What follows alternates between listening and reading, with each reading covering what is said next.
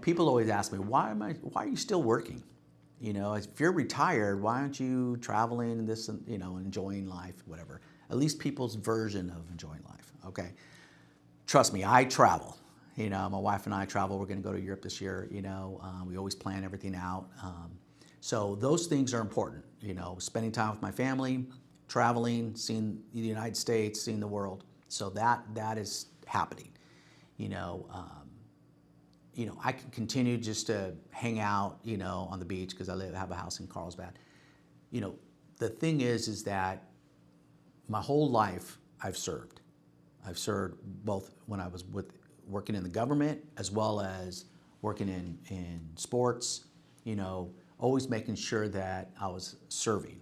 And for me, when I retired, I was still young. I still am young, I had a lot to offer, a lot to give back. And I felt, well, a lot of people really need to get ahead in life. And one thing I realized is that I need to be able to share what I've done to make sure that others can take advantage of that same opportunity, because the opportunity is out there for everyone.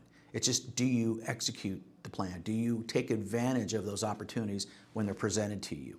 So I wanted to make sure, both in real estate and finance, that people understood the whole thing, because it's all connected, okay?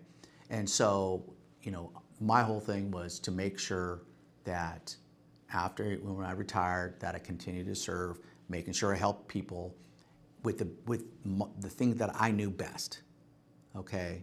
And so I took my skills, my experience, and shared it, and made sure I was licensed, so there's no, just, shooting from the hip type thing, but also making sure that, I pointed people in the right direction, at least the direction that they felt that fit their lifestyle, that fit their needs. So to me, that's why I continue to serve. That's why, I'm enjoying this journey, and I'm still enjoying life. That for me, this is enjoyment, is helping others, because, life's hard enough. So.